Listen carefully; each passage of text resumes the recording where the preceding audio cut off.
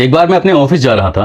जैसे ही ऑफिस से national highway 91 के पास पहुंचा, अचानक मेरी बाइक का टायर फिसल जाता है और मैं हाईवे के बीचों बीच जाकर गिर जाता हूं। मेरे शरीर के कई हिस्सों में चोटें भी आई थी। इस बीच में कई वाहन वहां से गुजरे, इस बीच में कई लोग वहां से गुजरे।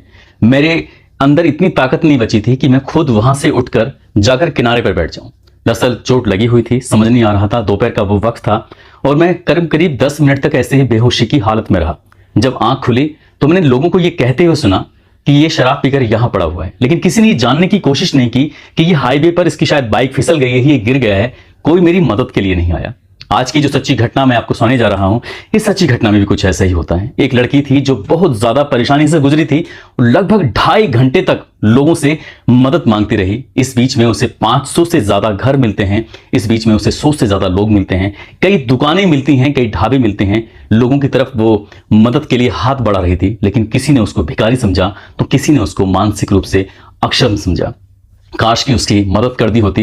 अब वो मामला सोशल मीडिया पर इस कदर वायरल हो रहा है कि हर कोई व्यक्ति उन लोगों के लिए, जिन लोगों ने उसके साथ गलत काम किया है, उनको सजा दिलाने की मांग कर रहा है। जिन लोगों ने उसको इग्नोर किया था उनको भी सजा दिलाने की मांग कर रहा है। लेकिन शायद ये इंसानियत पूरी तरह से मर चुकी है। हम लोग जब सड़क पर निकलते हैं, या तो हमारे पास टाइम होता ही नहीं है, या फिर हम किसी के पचड़े में पड़ना नहीं चाहते हैं। आज की कहानी वाकई झकझोर देने वाली कहानी है, परेशान कर देने वाली कहानी है। आदाब, नमस्कार, सत श्री अकाल। मैं उस्मान सैफी। आज की जो सच्ची घटना मैं आपको सुनाने जा रहा हूं, ये सच्ची घटना है मध्य प्रदेश का एक शहर है उज्जैन। दरअसल यहां बात कर रहा हूं 25 सितंबर 2023 की सुबह के करीब 8 बजे होंगे। बड़नगर से मुरलीपुरा से आगे एक दांडी आश्रम है, वहां पर एक लड़की जिसकी उम्र लगभग 15 साल के आसपास रही होगी, वो लड़की ने ऊपर के कपड़े पहने हुए थे, नीचे के उसके ऊपर पास कोई कपड़े थे ही नहीं। वहां पर एक आश्रम के पुजारी हैं जो बहुत जल्दी में थे, यहां से उनको कहीं जाना था। जैसे ही पुजारी की नजर उस लड़की पर पहुंचती है, उस लड़की की तरफ देखते हैं और देखकर पूछते हैं कि बेटा, तुम्हें कोई दिक्कत है, तुम्हें कोई परेशानी है, मैं तुम्हारी कोई मदद कर सकता हूं क्या? उस लड़की ने उनकी तरफ देखा और देखने के बाद जो अपने ऊपर कपड़े पहने हुए थे, अपने उन कपड़ों से जो नीचे का जो हिस्सा था, अपने गुप्त अंगों को वो लगातार छुपाने की, दबाने की कोशिश कर रही थी ताकि किसी की नजर ना पड़े। जैसे ही आश्रम के उस पुजारी ने उस लड़की को देखा, देखने के बाद अपने ऊपर जो अंग वस्त्र पहने हुए थे, उन अंग वस्त्रों को अपने ऊपर से उतारकर उस लड़की को वो बांध देते हैं, उसके तन को ढकने की कोशिश करते हैं। जैसे ही उस लड़की के तन पर कपड़े पहुंचते हैं तो वो लड़की बड़ी सहज महसूस करती है। ऐसा लग रहा था जैसे कि उसने कुछ मांगा और वाकई उसकी मुराद पूरी हो गई है। तब उन्होंने बड़े पुचकारते हुए प्यार से पूछा, बेटा तुम्हारा नाम क्या है, तुम कहां से आई हो, तुम कहां जाना चाहती हो, क्या दिक्कत है, क्या परेशानी है? कई तरह के सवाल पूछे, लेकिन वो सवालों का जवाब दे ही नहीं पा रही थी, क्योंकि उसके साथ जो हुआ था वो वाकई बहुत भयानक हुआ था। तभी पूछते हैं, क्या तुमको भूख लगी है? वो कहती है कि हाँ, मुझे भूख लगी है। वो भूख को इशारे में ही समझ पाई थी। तभी आश्रम से उसके लिए खाने की व्यवस्था की जाती है। इस बीच में उसके खाने का इंतजाम किया जा रहा था। तभी आश्रम के जो आचार्य होते हैं राहुल शर्मा, वो 100 नंबर पर पुलिस को फोन करते हैं। पहली बार ट्राई करते हैं, फोन लगता नहीं है। दूसरी बार ट्राई करते हैं, फोन लगता ही नहीं है। वहीं पास में ही नजदीकी पुलिस स्टेशन जो होता है, फिर वहां फोन करने की कोशिश करते हैं। काफी मशक्कत के बाद आखिरकार पुलिस से संपर्क हो पाता है। जैसे ही संपर्क होता है, वो पूरी कहानी बयां करते हैं कि एक लड़की है, थोड़ी परेशान है, उसके प्राइवेट पार्ट से लगातार ब्लड बह रहा है, वो बहुत ज्यादा दिक्कत में है, उसकी मदद की जरूरत है। जैसे ही ये पुलिस सूचना मिलती है, पुलिस मौके पर आती है और पुलिस ने आने के बाद उस लड़की को जब देखा तो वाकई उसकी हालत बहुत ज्यादा खराब थी। उस लड़की को पहले हॉस्पिटल में एडमिट कराया, वहां से हायर मेडिकल सेंटर यानी कि MTH हॉस्पिटल भेज दिया गया और ये जानने की पुलिस कोशिश करने लगी कि आखिरकार इसके साथ हुआ क्या है। पुलिस ने अपनी जांच आगे बढ़ाती है। आगे बढ़ाने के बाद लगभग 72 घंटे में 1000 CCTV कैमरे खंगाले गए और ये बात जब अखबारों के माध्यम से इस लड़की के घर तक एक फोटोग्राफ पहुंच जाता है, इस लड़की का, इसके परिवार के लोग पहचान लेते हैं कि जिस लड़की को हम कई दिनों से तलाश कर रहे थे, दरअसल वो लड़की यहां नहीं है बल्कि बहुत दूर जा चुकी है। फिर उस घर वालों ने संपर्क किया, उनसे बातचीत करने की कोशिश की और जैसे ही सोशल मीडिया पर लगातार मामला तूल पकड़ रहा था, वायरल हो रहा था, तो हर किसी आदमी को इस कहानी को सुनने के बाद गुस्सा ही आ रहा था। दरअसल ये लड़की जिसका नाम है गुड़िया, जिसकी उम्र लगभग 15 साल के आसपास है, जो कि कक्षा 8 की छात्रा होती है और इसका जिला लगता है मध्य प्रदेश का सतना का ही एक इलाका है जैतबारा। दरअसल ये लड़की अपने घर से निकली थी 24 सितंबर 2023 को छात्रवृत्ति का एग्जाम देने के लिए, परीक्षा देने के लिए। संडे का वो दिन होता है। और भी लड़कियां और भी बच्चे परीक्षा देने के लिए गए थे, लेकिन जैसे ही वो सेंटर पे पहुंचती है, परीक्षा के हॉल में पहुंचती है, तो पता चलता है कि इसका रोल नंबर ही नहीं है, इसको परीक्षा देने की अनुमति ही नहीं होती है। इसलिए बाकी बच्चे परीक्षा देने लगते हैं, लेकिन ये लड़की वहां से यूनिफॉर्म पहनी हुई थी, यहां से निकलकर सीधा बाहर जाती है। अभी दिन है, लोग आराम से सड़कों पर टहल रहे हैं। टहलते टहलते इसे शहर कुछ ज्यादा अच्छा सा लगा।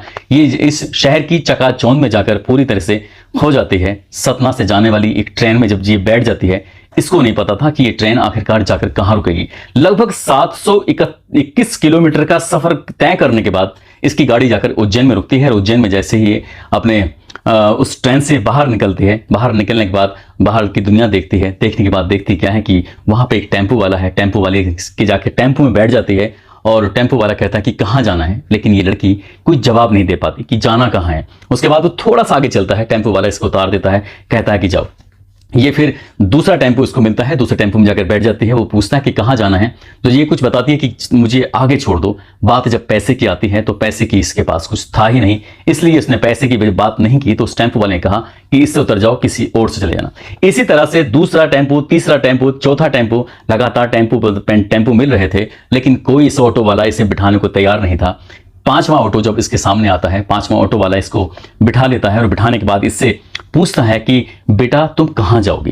तभी कहता है कि मुझे आगे जाना है। आगे कहां जाना है कोई ऐसा ठिकाना नहीं था, लेकिन अंधेरा था। सुबह के 3 बजकर और लगभग ये 15 मिनट पर उस स्टेशन पर उतरी थी। उसके बाद इसने एक के बाद एक टेम्पो या ऑटो इसे मिल रहे थे। उन ऑटो में बैठने के बाद ये जब आगे बढ़ रही है, 5वें ऑटो वाले ने जब इससे पूछा, तब इसने उससे जब बातचीत करने की कोशिश की है, तो वो 1 सेकंड में ही समझ गया था कि ये अनजान लड़की है, अनजान शहर में आ गई है और इसका फायदा उठाया जा सकता है। और जैसे ही उसने उस लड़की की तरफ को हाथ बढ़ाया, उसके प्राइवेट पार्ट को उसने छूने की, उस पर हाथ फेरने की जैसे ही कोशिश की, तो उस लड़की ने विरोध किया।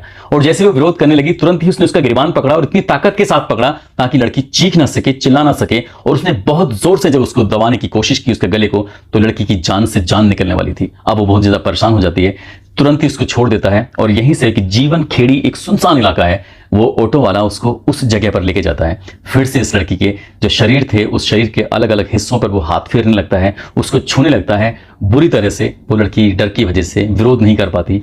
अंधेरा होता है, उसके बाद वो उसके शरीर के कुछ कपड़ों को उतारता है। उतारने के बाद उसके साथ वो अभद्रता करने लगता है, गंदा काम करने लगता है।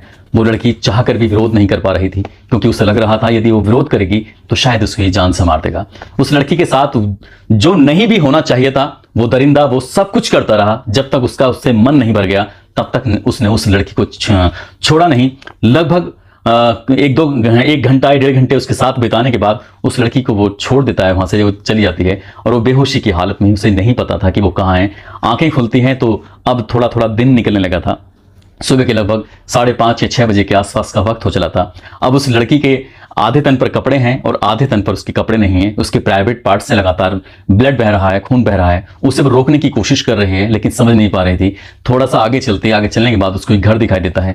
घर के दरवाजे को खटखटाती है और उसकी कोशिश थी मदद मांगने की, लेकिन जो भाषा वो बोल रही थी, उस भाषा को उस लोकल के लोग समझ नहीं पा रहे थे कि आखिरकार ये कहना क्या चाहती है। वहां जाती है तो लोगों ने उसको कोई मदद नहीं की, वो आगे चली जाती है। कुछ लोग तो उससे ये कह उठते हैं कि अभी दिन निकला नहीं है और भिखारी सुबह सुबह चले आए। तमाम तरह की वो बातें सुन रही थी, एक के बाद दूसरा, तीसरा, चौथा, इस तरह से 2.5 किलोमीटर तक का सफर तय कर 2.5 घंटे तक उसने सफर किया। 8 किलोमीटर तक वो चलती है। 500 से ज्यादा घर पड़ते हैं, सैकड़ों लोग उसे रास्ते में मिलते हैं। लोगों की नजरें उस तक जाती जरूर थी, लेकिन देखकर उसे अनदेखा कर रहे थे। किसी ने ये देखने की, जानने की कोशिश नहीं की कि आखिरकार इस 15 साल की बच्ची के साथ कितनी दरिंदगी हुई है, कितना गलत हुआ है। लेकिन किसी ने उसकी ना तो उसकी मदद की, लेकिन जहां जहां से वो गुजर रही थी, वहां के सीसीटीवी कैमरे में वो लगातार कैद हो रही थी। पता चल रहा था कि आखिरकार इसके साथ, क्योंकि कैमरे के माध्यम से ही बहुत कुछ पता चला। जब दरवाजे पे किसी की जाती थी तो लोग उसे गालियां देकर भी वहां से भगा रहे थे। उस लड़की के समझ नहीं आ रहा था कि आखिरकार करे तो क्या करे। लगातार चलती चली जाती है, आगे बढ़ती रहती है। उसके शरीर से ब्लड बह रहा है, उसकी हालत बिगड़ती चली जा रही है। और जब ये बड़नगर के उस दांडी इलाके में पहुंचती है, दांडी इलाके में उसको एक जो वहीं पास में दांडी में आश्रम होता है, उसके पुजारी राहुल शर्मा जो आचार्य जी होते हैं, वो मिलते हैं। उस लड़की को देखते ही समझ जाते हैं कि वाकई इसको मदद की जरूरत है। और जब बात मदद की आती है तो वो अपने अंग वस्त्र उतारकर उस लड़की को देते हैं। उस लड़की को देने के बाद उसको खाना भी देते हैं, पुलिस से मदद भी मंगवाते हैं। उसके बाद पुलिस इसको लेके आती है और 72 घंटे तक फिर पुलिस इस मामले की जांच पड़ताल करती है। उसके गाँव का पता चलता है तो पता चलता है कि लड़की छात्रवृत्ति का एग्जाम देने के लिए घर से निकली थी। और उसी दिन उसके परिवार के लोगों ने जाकर पुलिस से संपर्क किया था कि हमारी बेटी आज घर से एग्जाम देने के लिए निकली थी, लेकिन पुलिस ने उसके मामले को बिल्कुल भी गंभीरता से नहीं लिया। कहा कि ठीक है, रात में किसी वक्त आ जाएगी, अगले दिन आना अगर नहीं आती है, अगले दिन आते हैं तब एफआईआर दर्ज होती है। लेकिन पुलिस उस मामले को उतनी गंभीरता से नहीं लेती जितनी गंभीरता से पुलिस को यह मामला लेना चाहिए था। उधर उस बच्ची के साथ लगातार दरिंदगी हो रही थी, इधर जो इसकी पुलिस थी सतना जैतवारा की, वो पुलिस आराम से इत्मीनान से सो रही थी।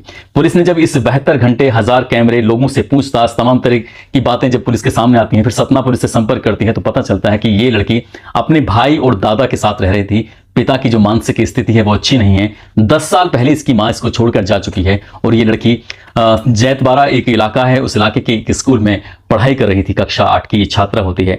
अभी तक लोग इसे मंदबुद्धि समझ रहे थे, कोई इसे मानसिक रूप से कमजोर समझ रहा था, तो कोई इसे भिखारी समझ रहा था। लेकिन जब अखबारों, टीवी, सोशल मीडिया के माध्यम से पता चलता है कि ये लड़की तो ठीक ठाक थी, छात्रवृत्ति का एग्जाम देने के लिए गई थी, इसमें पास होती तो इसकी पढ़ाई का आगे का गवर्नमेंट इंतजाम करती, लेकिन किसी ने ये जानने की कोशिश नहीं की और वो बेचारी परेशान हाल इधर से उधर जाती रही और ऑटो वाले ने उसके साथ वो किया जो शायद नहीं करना चाहिए था। आखिरकार पुलिस की आंखें खुलती हैं, पुलिस मामले की जांच करती है। जो इसमें आरोपी होता है उसका नाम होता है भरत सोनी, जो 5वां ऑटो ड्राइवर होता है, और उस जो नाना खेड़ा उज्जैन का रहने वाला होता है, उस पर ये पूरा मामला शक जाहिर किया जा रहा है कि ये इसी ने ही सब कुछ किया है, क्योंकि वो सीसीटीवी कैमरे में जो कैद हो चुका था, उसके बाद पुलिस उसे पकड़ती है। वो पुलिस की कैद से भागने की कोशिश कर रहा था और गिरकर वो गंभीर रूप से घायल हो जाता है। उसका भी फिलहाल इलाज चल रहा है। लेकिन जिस तरह की बातें लड़की के साथ होती हैं, कई बार हमें रास्ते में कोई मिल जाता है पड़ा हुआ गंभीर हालत में, लेकिन हम उसे देखकर इग्नोर कर देते हैं। शायद हमारी इंसानियत बिल्कुल पूरी तरह से मर ही चुकी है। इस घटना में भी कुछ ऐसे होता है, लोग मिलते जरूर हैं लेकिन इसकी मदद नहीं करते। और जब ये मामला सोशल मीडिया पर लगातार वायरल हो जाता है तो कोई पुलिस वाला सामने आता है कि मैं इसे अपनी बच्ची की तरह रखूंगा, मैं इसे अपनी बेटी की तरह रखूंगा, मैं इसकी पूरी परवरिश करूंगा। लेकिन उससे पहले किसी ने उसकी तरफ देखा तक नहीं। अब मीडिया वाले उन लोगों के पास जा रहे हैं, जाकर पूछ रहे थे कि तुमने उसकी मदद क्यों नहीं की, तो लोग कह रहे हैं कि तुम हमें परेशान मत करो, तुम हमें इस तरह से टॉर्चर मत करो। ये उस इलाके की बात है जिस इलाके में वो लड़की लगातार गुजर रही थी। दोस्तों, अब आगे उस लड़की का क्या होगा, यदि वो ठीक भी, हालांकि ठीक उसकी हालत हो रही है, ठीक हो भी जाएगी, तो जो उसके साथ उस रात में यानी कि 25 सितंबर 2023 की सुबह लगभग 1.5 से 2 घंटे उस ऑटो वाले ने उसके साथ किया है, वो उस दृश्य को, इस परेशानी को, इस बातों को कभी जिंदगी में अपने दिमाग से निकाल नहीं पाएगी। आगे उसके साथ क्या होगा सहज ही अंदाजा लगाया जा सकता है। यदि यही बातें उन लोगों के साथ हो जिन लोगों ने इसकी मदद करने के बारे में सोचा ही नहीं, तो समझ सकते हो कि उन्हें कितनी तकलीफ होगी। वाकई इस घटना को, इस कहानी को सुनाने का उद्देश्य किसी को परेशान करना नहीं है, किसी का दिल दुखाना नहीं है, बल्कि आपको जागरूक करना है, आपको बताना है, आपको जताना है कि यदि आपके सामने ऐसा ही कोई मददगार आपके सामने पड़ जाए, यदि वो मदद ना भी मांगे, तो कम से कम हमारा फर्ज बनता है इंसानियत के नाते हम उससे पूछें कि तुम्हें क्या दिक्कत है, तुम्हें क्या परेशानी है। शायद वो अपनी परेशानी आपको बयां कर दे। यदि राहुल शर्मा जी जो आचार्य हैं, आश्रम के पुजारी हैं, उन्होंने उस बच्चे की तरफ को नहीं देखा होता, तो शायद वो बच्ची कभी शायद बच पाती या नहीं बच पाती, ये भी कुछ नहीं पता। दोस्तों, अपना ख्याल रखें, सुरक्षित रहें। जय हिंद, जय भारत।